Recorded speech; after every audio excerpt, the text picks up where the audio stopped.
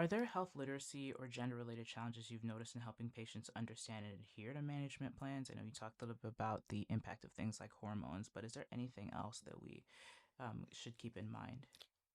So I think in general, Sjogren's affects more women than men, but it does affect men as well. So I will say that there is an idea that males don't get Sjogren's, but that's just not true.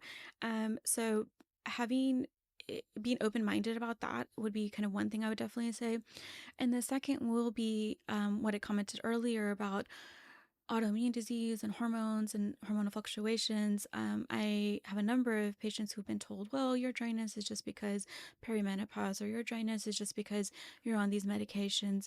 And while that might play a role, I do find they often overlook Sjogren's, which is more than just medications and perimenopause. Mhm. Are there any recent shifts in practice, like diagnostic treatment patterns, care models, that have made a big difference in outcomes? Yeah, so there's definitely and this is what I'm the most interested to see is more studies looking at different antibodies that we can detect earlier. And there's more emerging studies being done on that. I'm excited to see like what officially comes out because I do think that's something we lack with Sjogren's. So we kind of have some tests that I've already talked about, but there's so many patients I see and I'm like, you have Sjogren's. I just don't see it serologically. And maybe not everybody wants to go for that biopsy, which I can understand as well.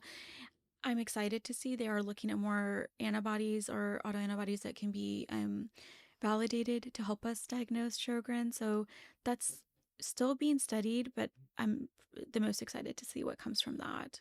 Where do you see care for Sjogren's heading in the next few years as awareness and therapy options evolve? And in that arena too, there's a huge space with looking at new or different medications that we can use for our patients with Sjogren's. I think there's been a lot more awareness about it, especially recently, which is important because when you have more awareness about something, you open up the doors for more options for research and interventions for therapy. So I do believe that we're looking at a positive outlook, and I'm excited to kind of see where that goes in my career. And I'm kind of curious to see how I'm managing it today. And, I'll look back, I'm sure, years from now, and I'm going to be doing things I hope differently and, with newer therapies and think, well, a number of years ago, this is all we did, but I'm glad that we have new things now. Mhm.